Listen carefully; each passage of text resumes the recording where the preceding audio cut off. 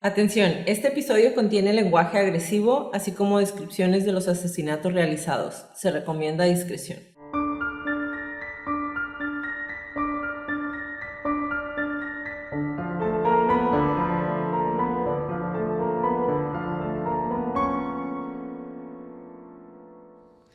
Hola a todos, bienvenidos a Crónicas de Crimen. Yo soy su host Jacqueline López y me acompaña como de costumbre Leti Mosqueda. Hi Leti. Hi Jackie. Y allá en Ultratumba, el Brando. Hola. Me encanta. Queremos invitarlos a nuestras redes sociales, Facebook, Instagram y YouTube como Crónicas de Crimen para que nos den follow. Ahí subimos la información y fotos de nuestras crónicas y a que nos compartan con sus conocidos. También tenemos Patreon si nos quieren comprar un café. Y Twitter o X, como le digan, como Crónicas de Crimen sin la Crónicas Crimen.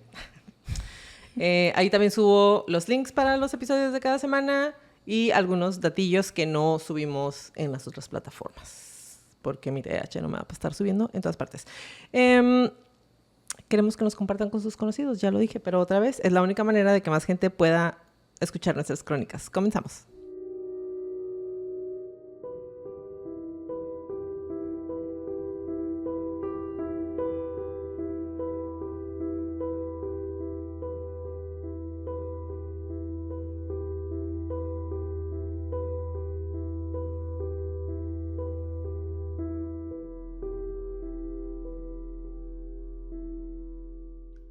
En innumerables crónicas nos hemos hecho la pregunta favorita de todos los que nos gusta husmear un poquito en el funcionamiento de nuestros cerebritos. ¿Un asesino nace o se hace? La crónica del día de hoy lleva esa pregunta a su máxima potencia. El 27 de diciembre, una mujer fue golpeada brutalmente con una linterna, dejándola con hematomas en las extremidades, una costilla rota y los ojos morados. Sin embargo, ella regresó al trabajo el día 4 de enero del 93 e intentó hacer pasar sus heridas como resultado de un accidente en el carro. Sus compañeros de trabajo no le creyeron y alertaron a sus padres, quienes insistieron en llevarla a un hospital. Una vez ahí, ella afirmó ser una esposa maltratada y presentó cargos contra su marido.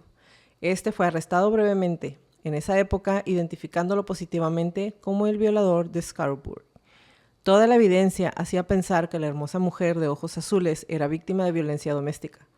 La historia nos daría muchos más datos conforme la investigación fue avanzando. El día de hoy les voy a narrar la crónica de los asesinatos perpetrados por Paul Bernardo y Karla Homolka. Not just a Ken.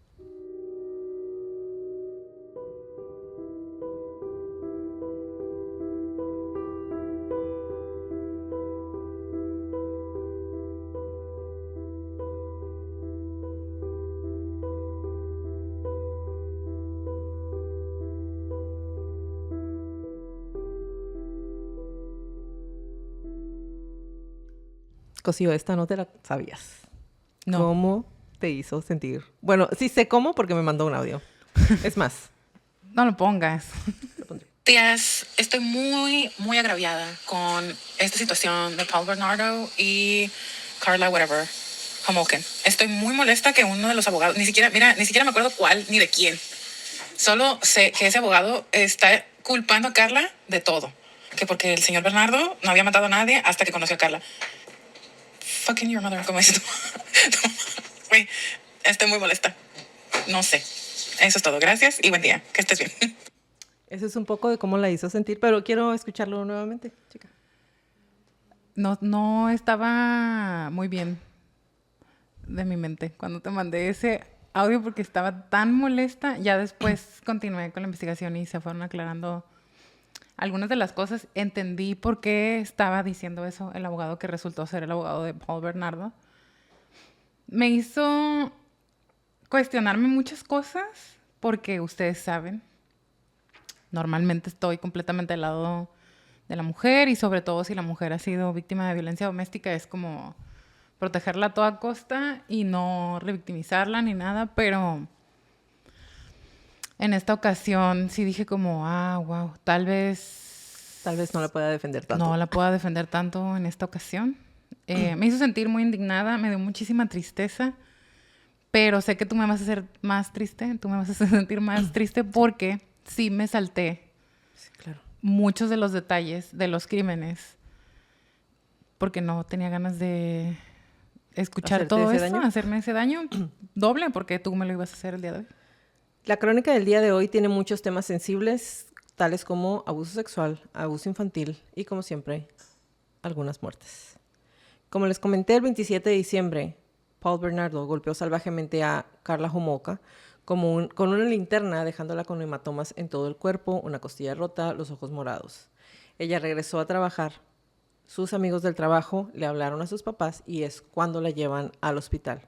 Una vez ahí, Homolka afirmó ser una esposa maltratada y presentó cargos contra Bernardo, quien fue arrestado brevemente. Por pura coincidencia, las muestras que Bernardo había dado de su ADN 2 años antes a unos detectives que se encontraban investigando una serie de violaciones contra otras mujeres fueron analizadas en esa época, identificándolo positivamente como el violador de Scarborough. Esto desató la locura y una investigación que culminó de una manera muy poco esperada. Pero ¿cómo llegamos hasta aquí? ¿Qué fue lo que sucedió en el camino? Vámonos, como siempre, a saber qué les pasó de chiquiticos a estos dos. Paul Kenneth Bernardo nació el 27 de agosto del 64 en Toronto, Ontario. Bernardo nació en una familia adinerada, pero disfuncional. Su madre, Marilyn, que había sido adoptada por el adinerado abogado de Toronto, Gerald Eastman, y su esposa, Elizabeth, se crió en un hogar estable. Su padre, Kenneth, era hijo de una mujer inglesa y un inmigrante italiano que creó un negocio de mármol y azulejos muy exitoso, pero maltrataba a su esposa y a sus hijos. En lugar de entrar en el negocio familiar, Kenneth Bernardo se convirtió en contador. Después de que su padre desaprobara a un novio anterior, su esposa se casó con Bernardo en 1960. Al igual que su padre, se decía que Kenneth Bernardo era abusivo. Marilyn, después de haber dado a luz a un hijo y a una hija con él, empezó a salir con un exnovio. De este exnovio quedó embarazada. Y de ese embarazo nace Paul Kenneth Bernardo el 27 de agosto del 64. Bernardo toleró la aventura de su esposa y aparece como el padre biológico en el certificado de Paul. En el 75, Kenneth Bernardo tocó a una niña y fue acusado de abuso infantil. También abusó sexualmente de su propia hija, por lo que la madre de Bernardo se deprimió por el abuso de su marido, se retiró de la vida familiar y vivió en el sótano de su casa en Scarborough. Se deprimió tanto que se dedicó a comer y padecía de obesidad mórbida al grado de que no podía moverse. ¿Okay? Aunque los hijos mayores sintieron efectos de la agitación emocional y mental de su madre, Paul parecía no haber sufrido daños. En su libro Lethal Marriage, o Matrimonio Letal o Mortal, Nick Prone describe a Bernardo como una persona que siempre estaba feliz, un niño que sonreía mucho, que era muy lindo con su apariencia atractiva, con hoyuelos y una dulce sonrisa que muchas de las madres solo querían pellizcarlo en las mejillas cada vez que lo veían. Era el niño perfecto que todos querían, educado, con buen desempeño en la escuela, y se miraba súper cute con su uniforme de Boy Scout. Después de una discusión entre sus padres, cuando él ya estaba grande, tenía 16 años, su mamá le echa en cara quién es su verdadero padre mientras están peleando y como que, y él no es tu papá, y le dice quién es su padre.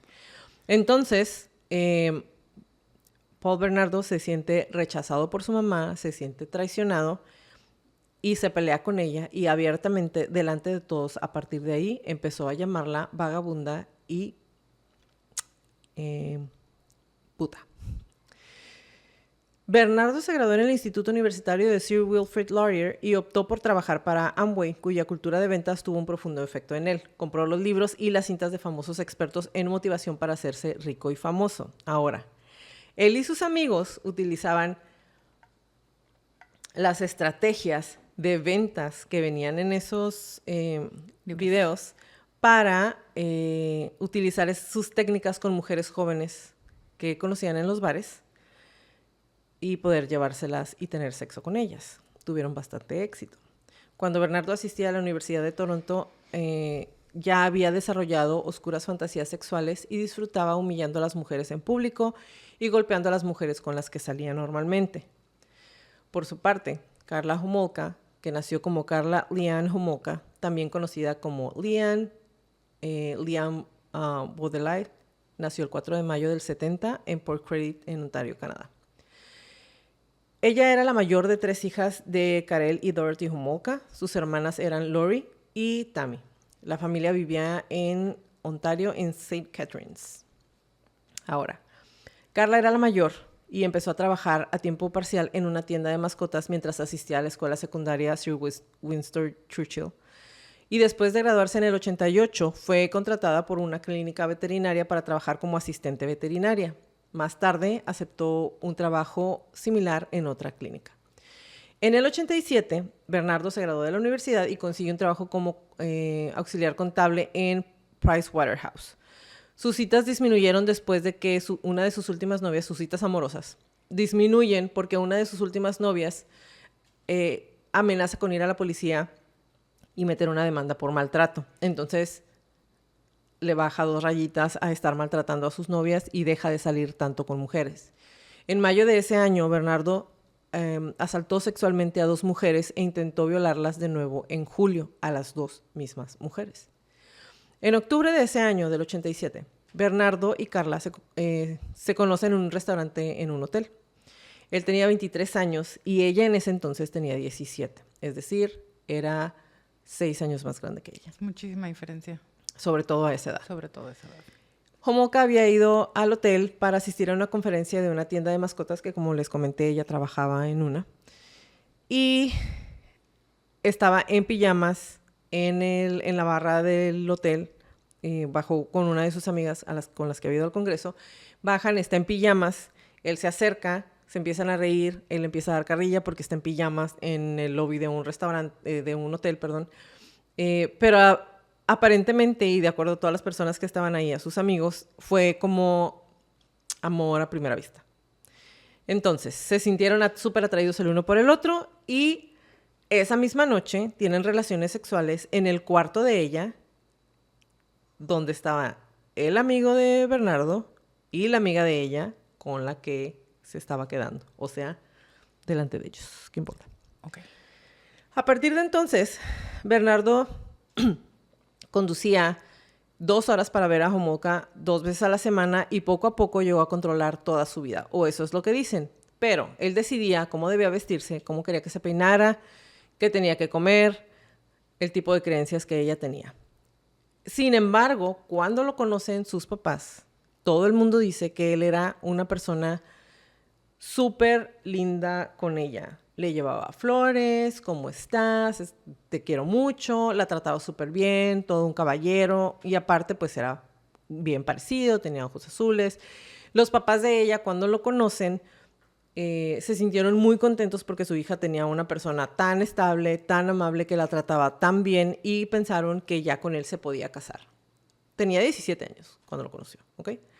Entonces, después de eso, empiezan los maltratos. La empezaba a llamar gorda, a veces le decía que estaba fea. A diferencia de sus novias anteriores, Homolka se sometía fácilmente a su comportamiento sexual y lo alentaba. Es decir, ella también tenía cierto tipo de fantasías. Entonces, en lugar de decirle o de quejarse porque la golpeaba o de haber dejado esa relación, ella encuentra esa relación excitante, porque entonces esas fantasías que ella ya tenía, junto con las que tenía él, exponencian todo este sentimiento de emoción que tienen los dos por estar juntos. Entonces, aunque no termina su relación cuando él se da cuenta, el hecho de que ella no era virgen cuando empieza a salir con él lo molesta mucho y constantemente era algo que le repetía, que era como, no me acuerdo cómo se dice. Damaged goods. Ajá, como, pues como algo ya bienes usado. Dañados, ajá, sería bienes la dañados, literal traducción. Exactamente. Entonces, Bernardo le platica a Carla que le gusta abusar sexualmente de otras mujeres y ella se molesta, pero no lo deja.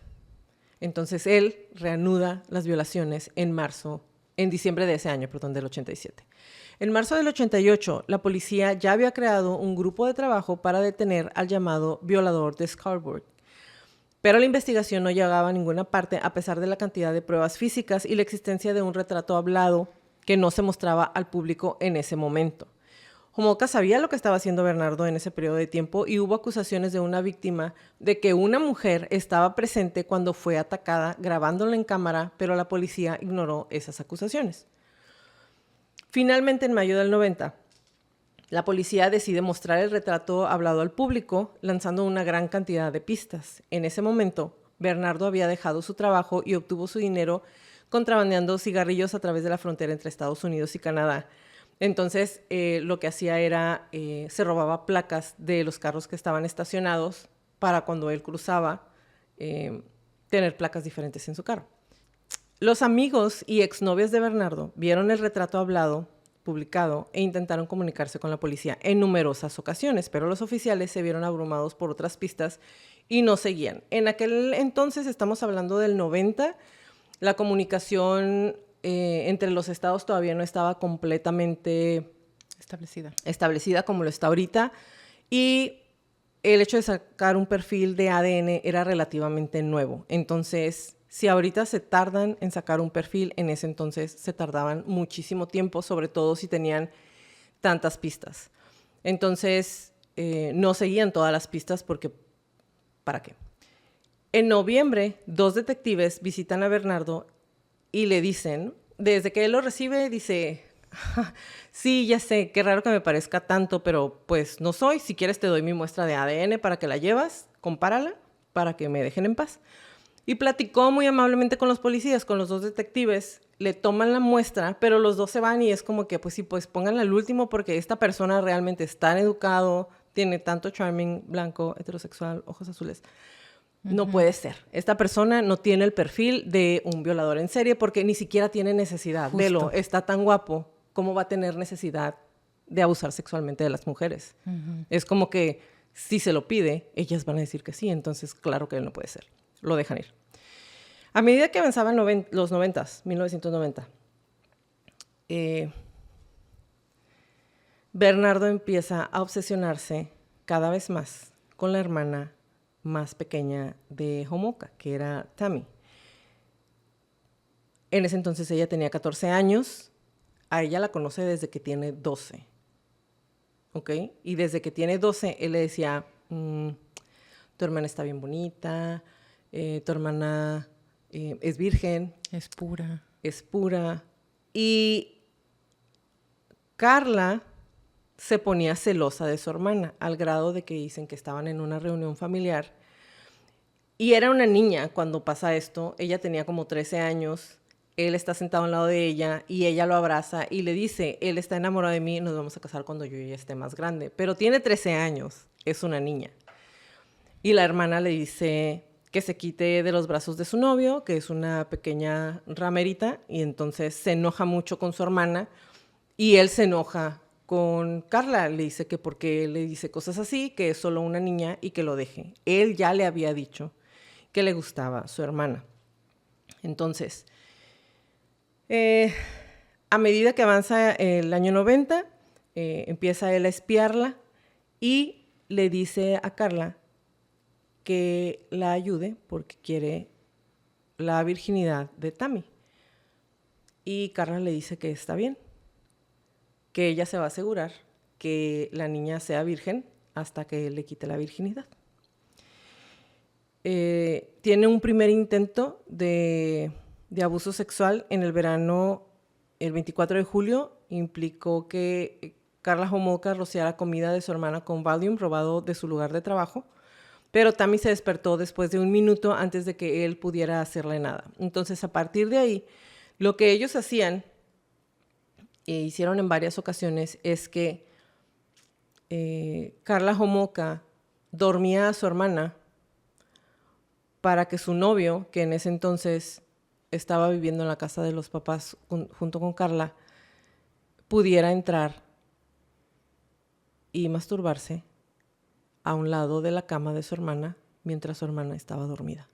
La niña estaba dormida y él entraba al cuarto porque su hermana la había dormido. Esto pasó en varias ocasiones y Carla grababa a Bernardo. Entonces, después de eso, cuando yo lo hacía tan seguido, dejó de darle satisfacción. y entonces él necesitaba más. Hacen un segundo intento de violación. Carla le dice a Paul Bernardo que de regalo de Navidad le va a regalar la virginidad de su hermana. Entonces pasa la cena de Navidad el 23 de diciembre.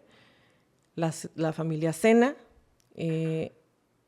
Tammy se está tomando un eggnog y Carla le pone unas pastillas molidas. Mientras los padres duermen, la pareja le echa pastillas para dormir a la vida de Tammy, que Carla se robó del lugar del lugar de la veterinaria donde ella está trabajando. Pero obviamente ella era una ayudante, no sabía completamente qué era lo que estaba haciendo. Entonces, las pastillas que le dio son tan fuertes que normalmente se las daban a los animales cuando los van a operar. Pero a estos animales los ponen a que no coman todo un día para que tengan el estómago vacío y no les pase nada por lo que hace, por el efecto de la medicina. Entonces, a la niña no, porque acaban de cenar, es la cena de antes de Navidad. Ella está tomando y además de tomar, le ponen las pastillas. Entonces, se suben a su cuarto, la desnudan y Bernardo abusa de ella sexualmente mientras Homolka sostenía un trapo empapado con anestésico Halotan, también robado de su lugar de trabajo, sobre la nariz y la boca de Tammy.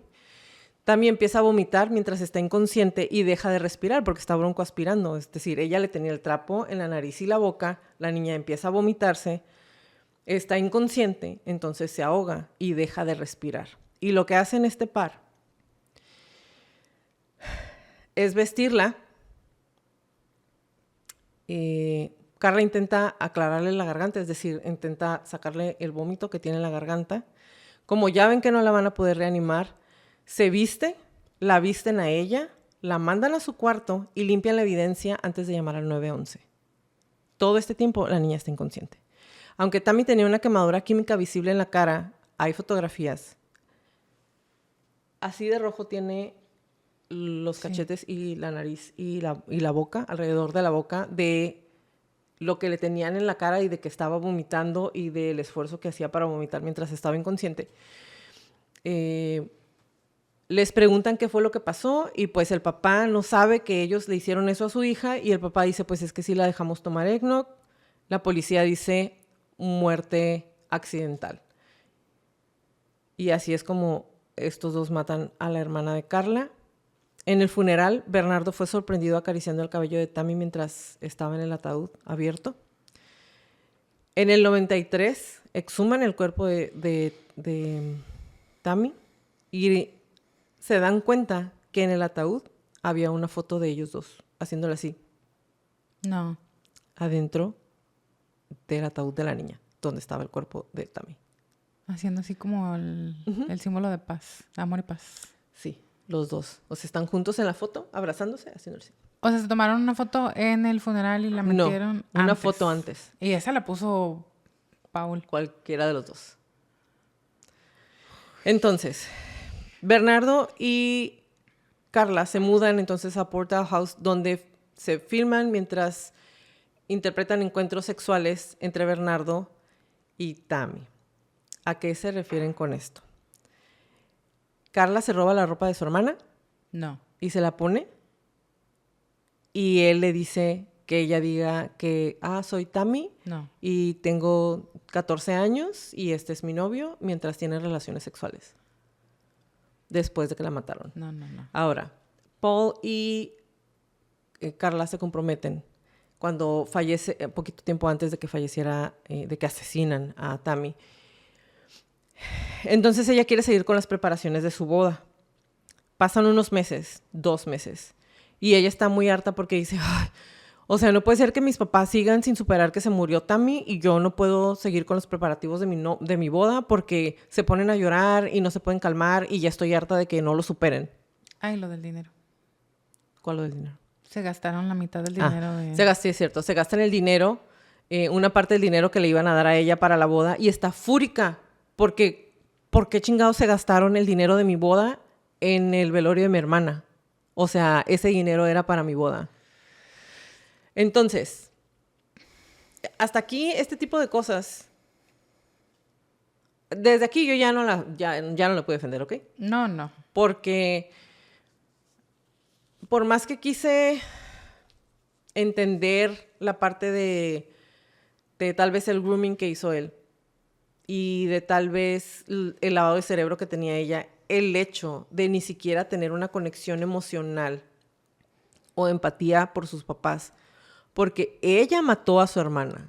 Ella y su novio mataron a su hermana después de violarla mientras ella lo estaba grabando, porque ella está grabando a Paul Bernardo mientras está violando a su hermana inconsciente de 14 años. Está enojada porque los papás se gastaron parte del dinero en el entierro de su hija que ella mató. ¿Y cómo puede ser posible que se hayan gastado el dinero si era el dinero de mi boda? Y que no lo superen. Y que no lo superen. Entonces ella sigue adelante con los planes de su boda y sigue mientras pasa esto, interpretando el papel de su hermana, usando la ropa de su hermana para que Paul Bernardo sienta que sigue teniendo relaciones sexuales con Tammy. Obviamente esto no iba a funcionar todo el tiempo, entonces después de un tiempo él le dice, ¿sabes qué? O sea, sí, muchas gracias que lo estás haciendo, pero esto no me funciona porque pues tú no eres virgen ¿desde cuándo? Entonces... Ah, sí, yo con chorro. Sí, entonces, pues la verdad, yo pienso que necesito a otra virgen para sentirme a gusto. Entonces, si me amas, como tú mataste a tu hermana y yo ya no puedo seguirla violando, necesito que consigas a otra persona. Como tú lo arruinaste todo.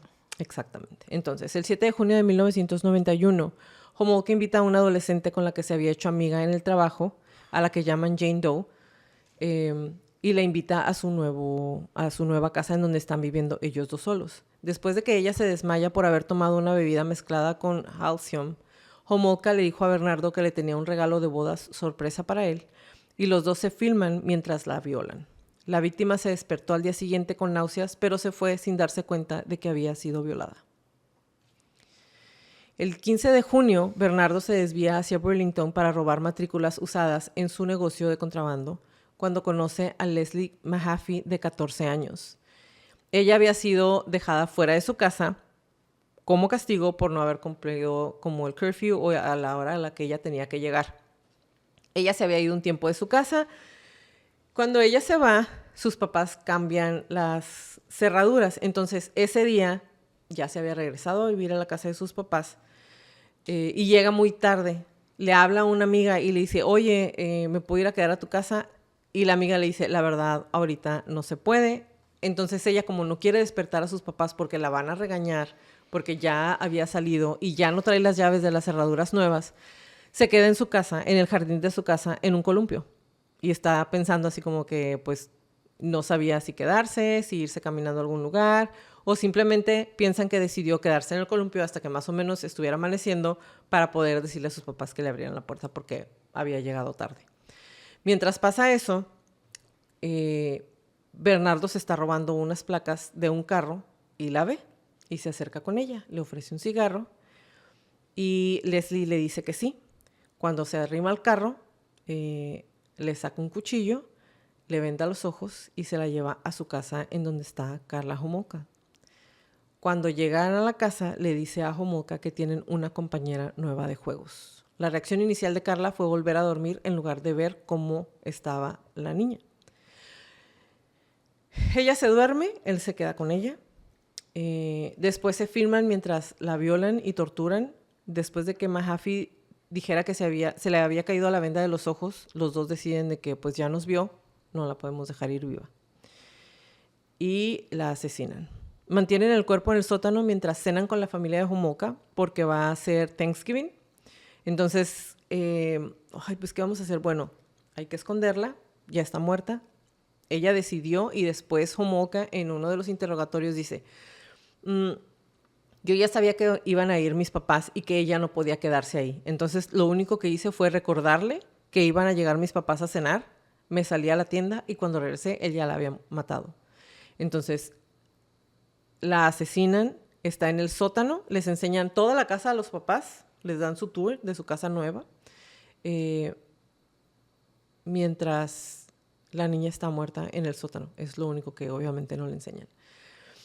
Entonces, después de eso, se van los papás y Paul Bernardo desmembra a la niña y hace unos bloques de hormigón o como de cemento. Y dentro de los bloques ponen las partes del cuerpo de Leslie y después los avientan a un lago. Los bloques. Los bloques los encuentran el 29 de junio unas personas que andan por ahí, unos señores, y le hablan a la policía porque le dicen que parece que dentro de uno de los bloques que está ahí hay una mano humana. Entonces va la policía y encuentran que es el cuerpo de la niña. Esto es el 29 de junio, que es el mismo día en que Bernardo y Homolka se casan. En agosto, Jane Doe fue invitada de nuevo a su casa, la niña a la que violaron, que no sabía que había sido violada. Y al igual que había sucedido cuando murió Tammy, Jane Doe también dejó de respirar mientras abusaban de ella sexualmente, pero fue reanimada con éxito. Homolka había llamado al 911 en ese momento porque ella se estaba ahogando, o sea, la niña se estaba ahogando. Y cuando respira otra vez y se despierta, le habla a la ambulancia y le dice, no pasa nada, ya despertó, fue un error, no mandé a la ambulancia, y ni va la ambulancia ni va la policía. El 16 de abril de 1992, Bernardo y Homolka secuestran a Kristen French, de 15 años. Son puras niñas, puras menores de edad. De 15 años cuando salía de la escuela secundaria católica Holy Cross, dejando varios testigos. Esta vez sí ven que se la llevan, pero la persona que dice qué carro se la llevó se equivoca de marca del carro. Pero es a plena luz del día. Hasta ese momento, todas las violaciones y los secuestros habían sido de noche. Entonces vamos viendo cómo van avanzando de solo violaciones, varios años, asesinan a Tammy, secuestran a Jane Doe y solamente la violan. Bueno, no solamente, y la violan. Después secuestran a Leslie, la violan, juegan con ella 2 días, la asesinan y después también a Kristen French, de 15 años, pero esto ya es de día, ¿ok? Entonces la torturan durante 3 días antes de que supuestamente la estrangulan con la misma cuerpa utilizada para matar a Leslie. Aunque Bernardo, hasta el día en que lo agarraron y todas las declaraciones, ha dicho que Carla asesinó a Kristen con el mazo de goma que tenía para proteger a su víctima mientras él salía a buscar comida. Según los registros, su muerte está como asesinato por asfixia con el cable ese negro. Durante su cautiverio, Kristen French nunca estuvo con los ojos vendados y fue obligada a ingerir grandes cantidades de alcohol, a ver la grabación de la violación de Leslie, y le decían que si no se portaba bien, la iban a asesinar igual que a la otra niña, y actuar de manera sumisa con Bernardo. Aunque al final ella se volvió muy confrontativa, le dijo que era un maldito bastardo, que le dijo que era un bastardo igual que su madre, y que no sabía cómo su esposa lo podía soportar. Entonces, él la golpea brutalmente antes de asesinarla. Una vez más, la pareja deja el cuerpo en su casa mientras cena con sus papás de ella. Y más tarde lavan la piel, le cortan el cabello, que esto, espero que traigas qué fue lo que pasó ahí, porque a las demás las abusan y las asesinan, y a ellas se ensañaron con hacerle, o sea, le cortan el cabello, le tusan el cabello, o sea, la tasajean el cabello, o sea, la dejan como, la trasquilan, le cortan el cabello mal. Y arrojan sus restos en una zanja en Burlington, cerca del cementerio en donde fue enterrada Leslie. Bernardo fue entrevistado por 2 agentes de la policía un mes después del asesinato de French, pero lo consideraron un sospechoso poco probable nuevamente, incluso después de que admitiera haber sido entrevistado anteriormente en relación con las violaciones de Scarborough. Poco después, Bernardo y Homolka solicitan cambiar su nombre legal a Teal, el apellido de un asesino en la película Criminal Law en 1988. Entonces, hasta aquí. Él va nuevamente a la policía porque se parece al sujeto que en la escuela de French les dicen que se parece al que se la llevó. Y él le dice, es que ya sé, o sea, qué chistoso que me siga pareciendo a un retrato. Ahora me parezco a esta persona que las personas de la escuela de la niña vieron. Y sí, o sea, ya me habían entrevistado por las otras violaciones, pero pues tampoco fui, entonces. Pero otra vez tenía tanto charming, blanco, heterosexual, la historia que ya no sabemos, Que la policía dice nuevamente, claro que él no es. Claro que él no es. Y lo vuelven a dejar ir. El 27 de diciembre, Bernardo golpea salvajemente a Homolka con una linterna, dejándole los moretones, las costillas rotas. Después ella dice que fue un accidente de carro. Los amigos no le creen. La llevan al hospital. Y ahí afirma que es una esposa maltratada y que Bernardo la había golpeado. Y mientras está ahí, Homolka contrata a un abogado. Okay, ahí empieza todo el desmadre. Ella se muda a Brampton con su tía y su tío y les dice que Bernardo, ahí les confiesa a ellos que Bernardo es tanto el violador de Scarborough como el asesino de Leslie y de French. Y en febrero solicita inmunidad total a cambio de su cooperación, pero se la niegan. En lugar de eso, Homolka recibe una semana para aceptar una condena de 12 años de prisión por homicidio involuntario o enfrentarse a cargos por 3 asesinatos. Uno de ellos, el de Tammy Homolka, cuyo caso acaba de reabrirse, así como otros 2 delitos. Ella, la más inteligente, güey, porque ella dice, yo les voy a ayudar, me di cuenta que mi marido es esto, nosotros asesinamos a mi hermana, él tiene los videos de todas las muchachas que ha violado y en los que yo, como víctima de violencia doméstica, lo tuve que ayudar porque él me obligó, me lavó el cerebro y yo le ayudé.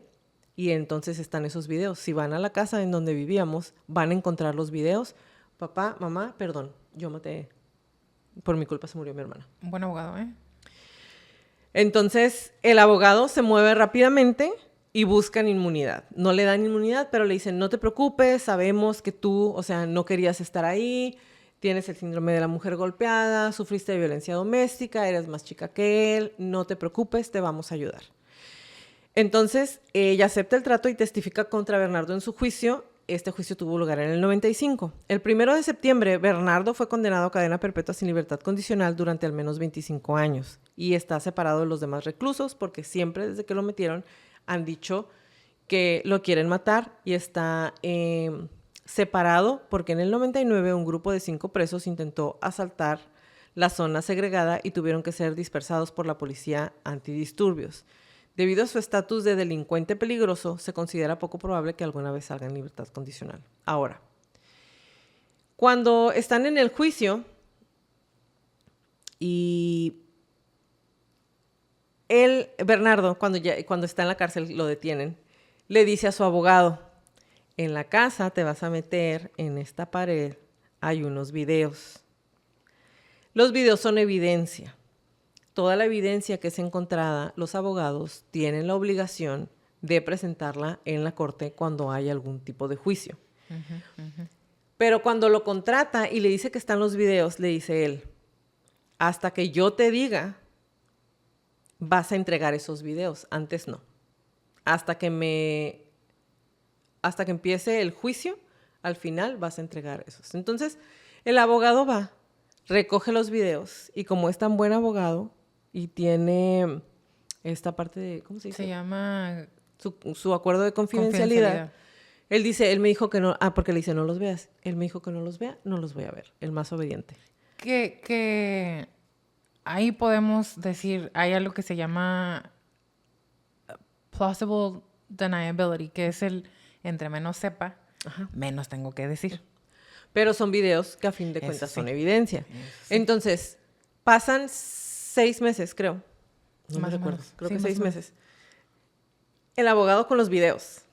Hay guardados en su casa. Hay guardados, no le había dicho a nadie. Y un día dice, bueno, ya la metieron a la cárcel a ella, esto ya está avanzando, voy a ver de qué se tratan los videos. Y abre los videos. Y en los videos ven a una Karla Homolka que no está siendo obligada a participar de ninguna manera en las violaciones, sino que ella en ciertos momentos hasta las dirige y le dice a Bernardo qué es lo que tiene que hacer. Las grabaciones están tan fuertes que no se han liberado. A las personas del jurado únicamente los dejaron escuchar las grabaciones, no los dejaron verlos. Los únicos que vieron las grabaciones fue el El juez, juez y los abogados. y los abogados. Nadie más vio los videos de lo fuerte que son, pero los dejaron escucharlas.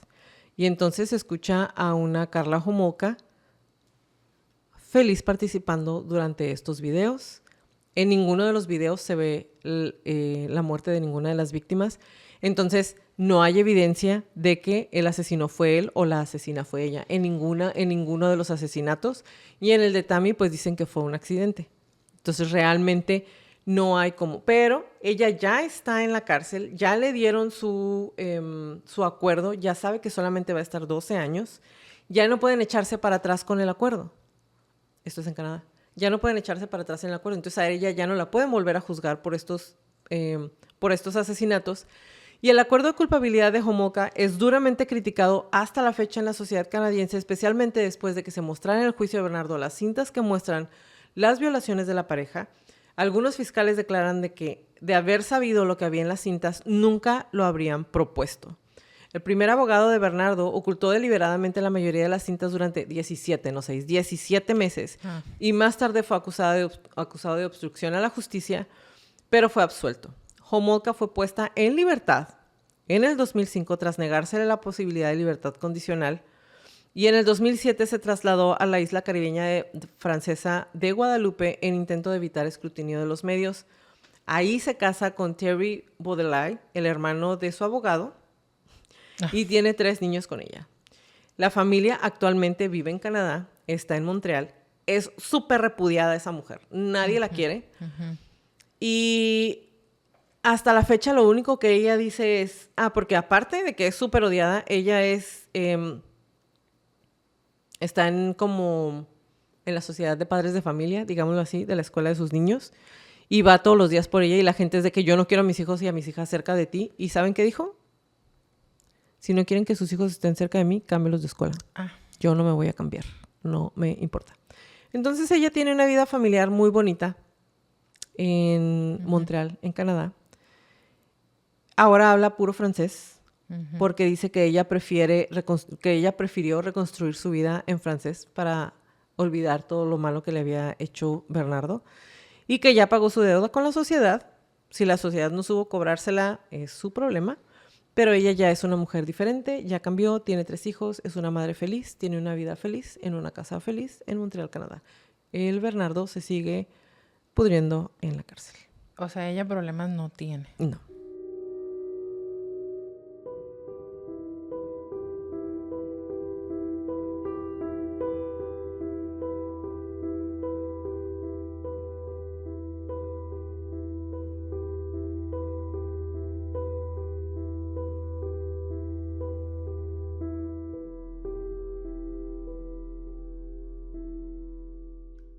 Vamos a ver qué nos trae la cocina de estos 2 par de locos.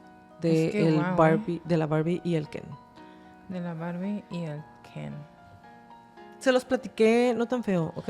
Sí, te iba a decir, ni siquiera la superficie tocaste del sol. Que es todo lo que... Pues lo que les hacen. Hicieron. Y es que no hay necesidad en realidad. O sea, simplemente con saber que las golpeaban y abusaban sexualmente. Solamente con saber que empezaron con la hermana de Karla es todo lo que necesitan saber para juzgar a estas 2 personas. Está muy cañoncísimo. Bueno, vamos a empezar por lo más fácil. Karla. ¿Karla es la más fácil? Es la más fácil. Yo no creo. Estoy en desacuerdo. Lo que pasa, y es lo que estábamos hablando hace rato. Karla tiene 17 años cuando conoce a Bernardo. Amo su inocencia. Bernardo, y él tiene 23. Es una cantidad importante... Es una diferencia importante. Sobre todo en esa edad. Sobre todo en esas edades, porque no se ha terminado de desarrollar ni la personalidad ni el cerebro de Karla. El de Bernardo tampoco. Pero él ya es un adulto. Y ya violaba personas. Mujeres. Desde antes. Entonces me decías hace rato como, ¿qué onda con Karla? O sea, en realidad es víctima 100%. Y... el audio que les puso Jacqueline de cuando yo le dije estoy muy agraviada, estaba muy molesta, porque mi investigación empezó más bien en el juicio y ya de ahí me fui para atrás a revisar todo. Entonces en el juicio yo empiezo la historia en Karla es golpeada brutalmente por su esposo violador. Sí, como Y empezamos. se la llevan al hospital. Y el abogado inmediatamente empieza a decir, Paul Bernardo no había asesinado a nadie hasta que conoce a Carla. En Y realidad, es totalmente cierto. sí es verdad. Además de eso, las violaciones que él tenía, no estoy justificando de ninguna fucking manera nada de lo que hizo, que bueno que se va a morir en la cárcel, Sí. no eran todas menores de edad. Su fascinación con las menores de edad empieza con Tammy. Sí. Entonces, Porque tampoco era exclusivo. También tomó a varias chicas más grandes de sí, a eso me 20 refiero. O tantos. sea, no era, antes de Carla, no era menores de edad. Tal cual. Ajá, exactamente. Entonces me puse a investigar un poco sobre el Battered Woman Syndrome, o sería como el síndrome de la mujer violentada. Y sí existe, sí es algo que existe y sí es algo muy grave. Y la manera más sencilla de explicarla en pocas palabras es un síndrome de estrés postraumático. Es tal cual. ¿Qué hace una persona con un síndrome de estrés postraumático? Puede volverse violento, puede perder como esta conexión con la realidad, revivir alguna de las situaciones de estrés o de violencia y de alguna manera hacer como si estuviera pasando de nuevo. Eso fue lo que yo pensé en una primera instancia. Conforme fue avanzando la investigación, dije, ella tenía 17, él ya tenía tendencias violentas. Ella tenía de alguna manera como esta necesidad de cariño o de afecto. Él la convence, le hace como love bombing, que es esto de llenarla de regalos, llenarla de cariño, de palabras lindas. La trataba como princesa, ella no había tenido otra relación. Los papás lo ven como wow, lo llevan a vivir a su casa. Él empieza a abusar de ella. Para mí en ese momento, mientras estaba aprendiendo de la historia, fue como... ok, sí puedo entender de qué manera ella permitió y de alguna manera participó en algunos. Pero ya que veo, más bien escucho, que ella dirigió algunas de las actividades que estuvieron haciendo, que ella ayudó a reclutar, que ella era la que conseguía, dije, no, pues, tanto así como pobrecita y la tenían a fuerza, pues no. ¿Que tiene el síndrome de mujer violentada? Yo digo que sí. Sí lo tiene, por eso se quedó, quizá. Pero algo muy oscuro adentro de ella conectó con algo muy oscuro de Bernardo. Oye, ahora, ella es la más grande. Sí, es la más grande, ¿no? Sí. Y también la más chiquita. Y también la más chica.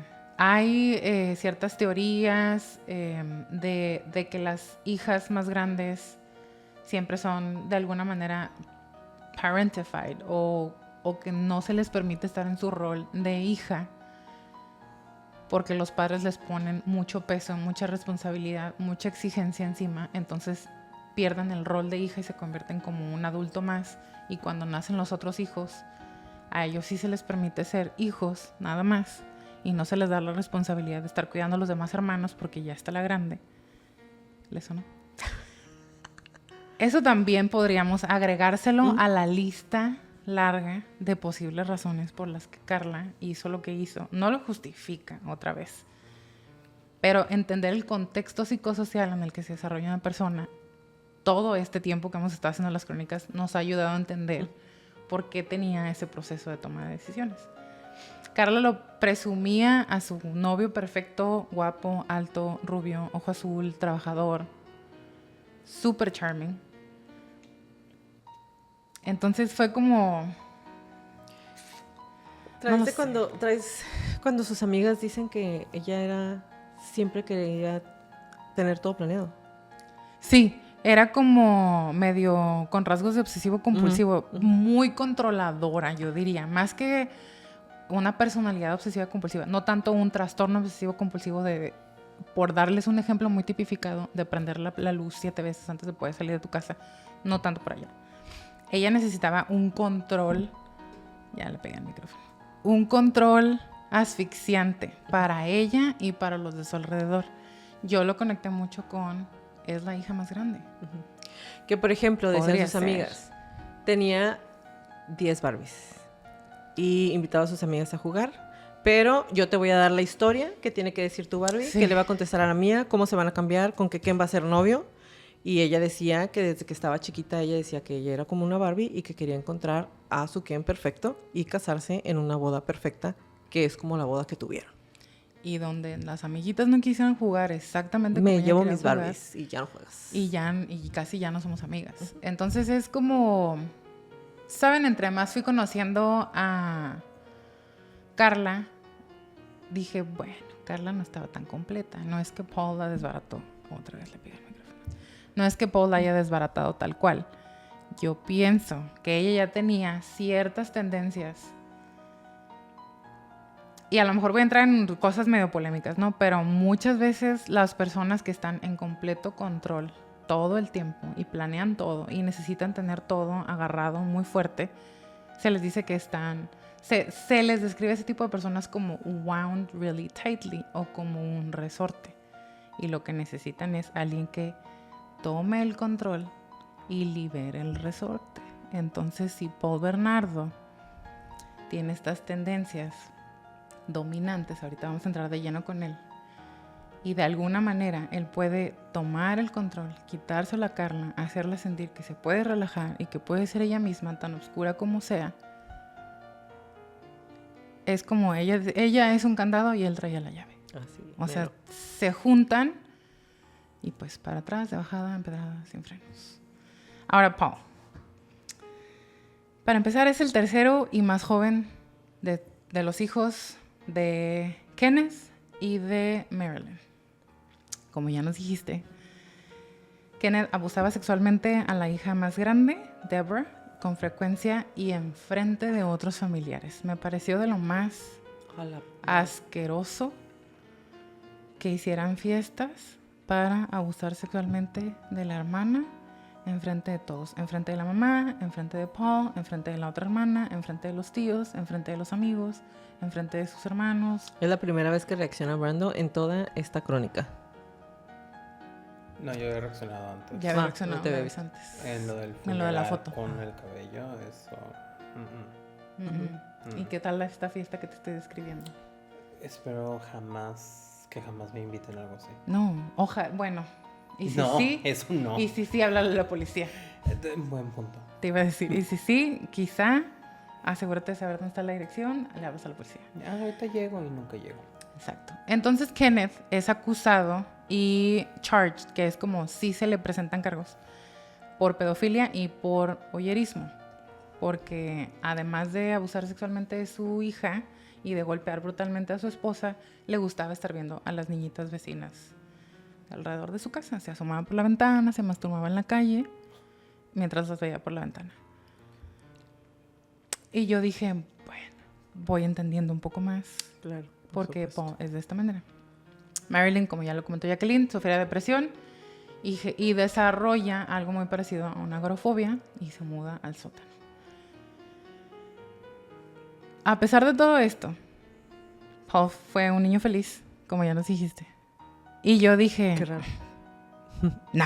no se mostraba afectado. Y yo dije, Algo eso está no mal. es bueno. Algo está mal ahí. Sí, claro. Algo no está bien, porque que un niño pueda mostrarse tan no afectado cuando está viviendo esas situaciones y que hasta que su mamá le dice, ay, este no es tu papá, él desarrolle o por fin reaccione esta aberración por las mujeres y este odio por las mujeres, digo, bueno, ahí se está explicando absolutamente todo.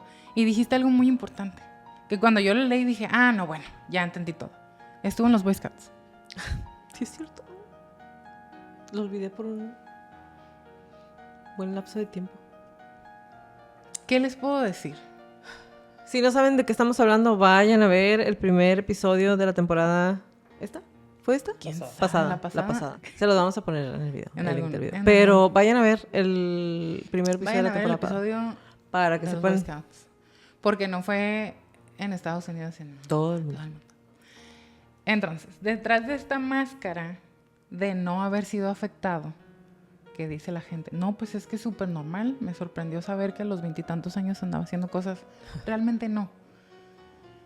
Realmente no. Y cuando en el juicio dicen, no pudo haber tenido trastorno antisocial de la personalidad porque nunca mostró ningún tipo de violencia en su niñez. Y si yo pude encontrar en internet que él tenía tendencias piromaníacas, fantasías sexuales violentas, entre ellas tener una granja de vírgenes para poder abusar sexualmente de ellas, y le quemó la ropa a una de sus novias por dejarlo cuando era adolescente, yo pienso que sí estaba bastante afectado. Pues sí. Pues, ¿saben? no sé ustedes, pero eso sí no me A parece mí me normal. suena que eso no es tan normal. Entonces, no, hasta aquí todavía estamos en sus 20, al principio de sus 20. Y empieza a trabajar en Amway, que es un tipo de secta. Que si no lo conocen, vayan a buscarlo, lo siento mucho, marca. Es un esquema piramidal, ya desde ahí estamos mal. Después, le lavan el cerebro a la gente. Y les dan sus videos. Y le lavan el cerebro a la gente porque, en pocas palabras o en un resumen, es utiliza a todos los que están a tu alrededor para tú beneficiarte. Y entre más pises a la gente, más te vas a ir elevando. Ese es uno de los tipos de mentalidades que tienen las personas. Y es, cuando ves los videos y ves a los líderes hablar, es como estar escuchando a cualquier persona de cualquier secta religiosa. Me recordaban muchísimo a Jim Jones. Cuando vi el video, cuando me quisieron invitar, que cómo le gusta a la gente invitarme a esas madres. Es como todos los focos se prenden para mí. Bueno. Ahora, aquí ya pasamos de sus adolescencia y el principio de sus 20 y ya nos vamos a ir en el juicio. Claro que lo entrevistaron psiquiatras, claro que le hicieron diferentes pruebas, le aplicaron el inventario de psicópatas. Es como un checklist. Son 40 reactivos. Ese es mi dato con el que voy a cerrar esta crónica. Ah, qué verga, pues sí es del... Ay, me Pero quería que quedara ahí. Ah, dilo de nuevo. Ya en el juicio lo entrevistan varios psiquiatras y le aplican el inventario de psicopatía, que son 40 reactivos. Ese era mi dato para cerrar. Lo siento. Ese era mi dato para cerrar. Lo siento. ¿Vas a decir también el de ella? Te lo dejo si quieres. También aquí es que están juntitos. Bueno, Dígalo. de los 40 reactivos o del score total, que son 40, él salió con 35. O sea, si nos quedaba duda de que pudiera ser un psicópata o que tiene el trastorno antisocial de la personalidad, con ese checklist que le aplicaron, ya no nos queda ningún tipo de duda. También cumple con los criterios de un sadismo sexual, voyerismo y otras parafilias no especificadas. Super, check. Todas.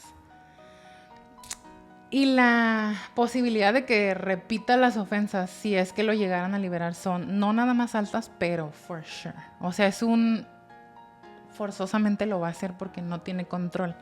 ¿Por qué no tiene control?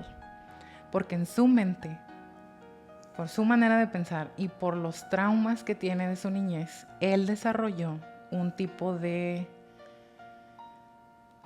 ¿cómo se dice?, de justificación. O sea, en su mente es, todas las mujeres son iguales. Mi papá me enseñó que se puede hacer lo que sea. Todas las mujeres son prostitutas, a menos que sean vírgenes. Entonces yo merezco todas las vírgenes y les puedo hacer lo que hacía mi papá. ¿Sabes? Es como así creció. Uh-huh. En su mente no es que esté bien, sino no está mal. Es lo normal para él. Entonces, una persona que piensa de esa manera, que no tiene capacidad de insight y que mientras se le están explicando los crímenes que cometió y le ponen las grabaciones de lo que hizo y le están diciendo todo el daño que causaste y él nada más puede sonreír y decir, ¿y qué va a hacer cuando salga? Exactamente lo mismo. Ahora, ya hablando más en el tipo de personalidad que tienen estas personas, su móvil o todas sus acciones salen desde el enojo. Ese es el comportamiento que van a mostrar siempre.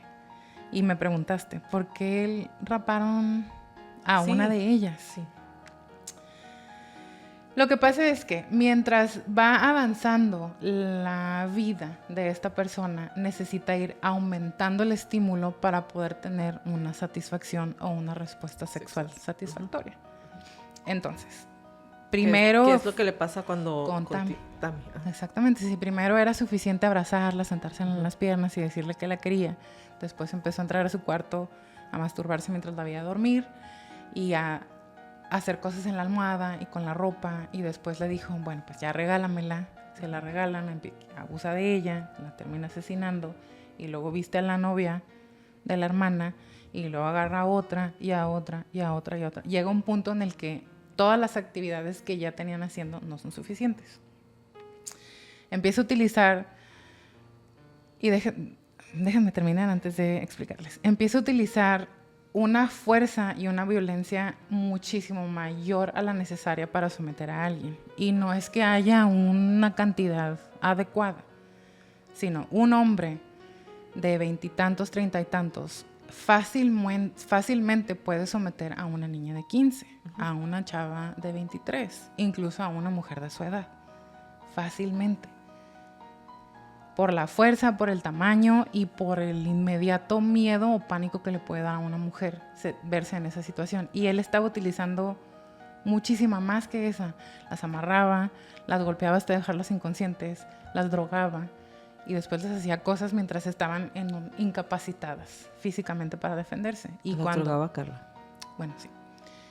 Pero sigue siendo excesivo. Entonces, cuando ya está en todo eso y de todas maneras él no se siente ni poderoso, ni en completo control, ni se siente satisfecho sexualmente o emocionalmente o mentalmente, entonces lo que sigue, porque las personas que son sadistas o que son sádicos o que tienen esta parafilia, lo que los alimenta es que la otra persona les esté rogando y que dependa de ellos y que tengan miedo y que tengan miedo y que estén rogando por su vida. O sea, todo eso tiene que estar pasando mientras ellos están ejerciendo la violencia. Y llega un punto en el que eso va a seguir escalando y escalando. Y me recordó mucho a todas las veces que les estamos hablando del ciclo de violencia. O sea, es una espiral. A mí me recordó mucho... ¿Al Toy Box? Sí. Ese A también lo él, hicimos. Toy Box. A él y a los que se robaban a los niños, que se roban al niño que va para Disneylandia. Ay. Nunca me voy a olvidar. No recuerdo los nombres. Se nos olvidan los nombres. También lo hicimos esta temporada. No, la pasada. ¿La pasada? Sí. Fue de los últimos, ¿no? Pues empezamos con los Boy Scouts. Toy Box también está en nos esta fuimos temporada. recio la Y luego temporada ese pasada. también está en esta temporada, sí. Está muy, muy horrible. Otras de las características que Paul Bernardo demostraba son sentimientos de grandiosidad, un egoísmo enfermizo, manipulador y muy superficial. O sea, para él era como mucha no puedo decir la palabra superficialidad. Superficialidad. Así es. Ahora, ya por último, me puse otra vez a investigar como qué onda con Carla otra vez y por qué juntos y qué otras parejas hay, porque no es la primera pareja que vemos no necesariamente pareja emocional, pero sobre todo las parejas emocionales. Más de una quinta parte de los asesinos en serie normalmente trabajan en equipo, porque es mucho más fácil trabajar en equipo, dividir tareas, estar en un lugar y que la otra persona haga algo para tú tener una coartada, etcétera, etcétera.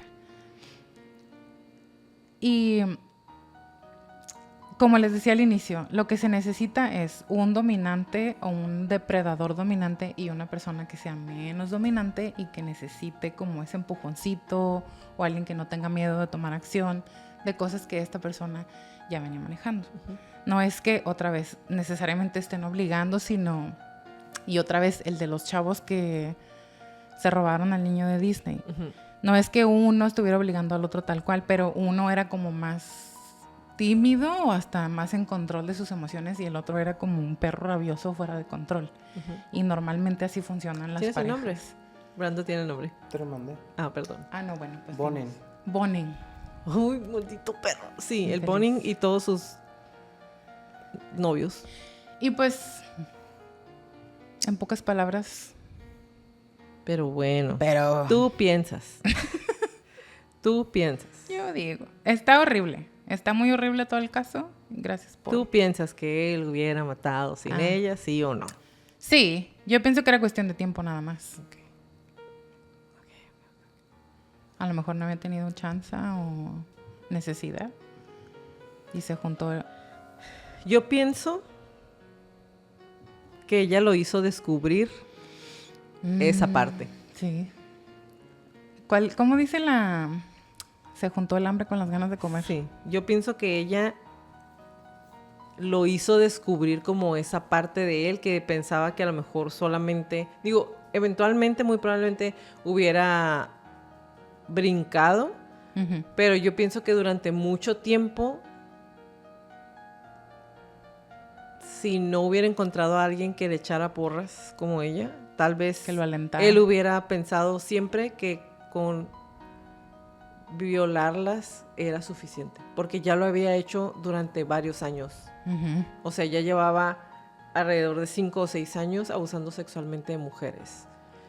Entonces, el nivel de violencia con el que escaló y la rapidez con la que escaló a partir de que asesinan a Tammy y luego empiezan a secuestrar a la otra, a la otra, a la otra y asesinarlas, yo pienso que escaló muy de repente, de manera muy violenta, muy rápido. Porque cuando él, digo, todo está horrible, pero cuando él violaba a las mujeres, no las golpeaba. Tanto. Ajá, o sea, era como que las amarraba, las violaba, 20 minutos, media hora y las dejaba ahí y se iba.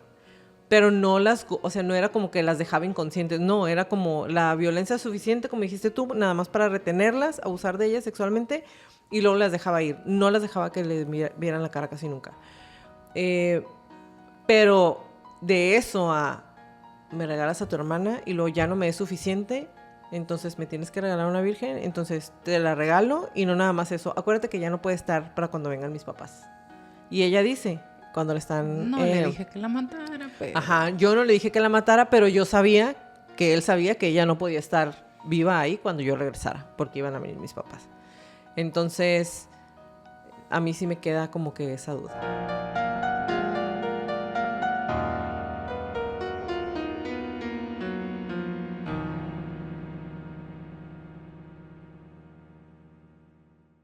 Los expertos encontraron que Homolka era más enigmática que Bernardo después del arresto de la pareja, según Graham Clancy, un psiquiatra forense contratado por la defensa de Bernardo Homolka. Ella parecía ser un ejemplo clásico de hibristofilia, un individuo que se excita sexualmente por el comportamiento sexual violento de su pareja. Ujú. Bernardo obtuvo una puntuación de 35 sobre 40 en la lista de psicopatía, lo que lo convierte en un delincuente peligroso y probablemente un psicópata. Y Homolka, por otro lado, obtuvo una puntuación de solo 5 sobre 40, lo que no, o sea, lo que la saca completamente de poder ser un psicópata. Gracias por acompañarnos en un episodio más de Crónicas de Crimen. Los esperamos en nuestro próximo capítulo. Si les gustan nuestras crónicas, por favor, regálenos un review en iTunes y o en Spotify. Y suscríbanse a nuestro canal de YouTube y regálenos muchos likes. Y recuerden, si tienen alguna crónica que quieran que aparezca en las próximas temporadas, mándenos un correo a info@cronicasdecrimen.mx. Como les repetimos en todas las crónicas, créale a su instinto siempre. Si algo no se siente bien, si algo me dice que salga corriendo, vete. Es mejor parecer paranoico y estar a salvo a quedarte y poner en peligro tu vida. Ahora sí, bye Leti. Bye, Jackie. Bye Brando. Bye. Bye Crónicos. Bye, Crónicos. Toda la redacción y búsqueda de esta crónica fue hecha por mí, todo el perfil clínico fue realizado por Leti Mosqueda y toda la música es por Kevin MacLeod.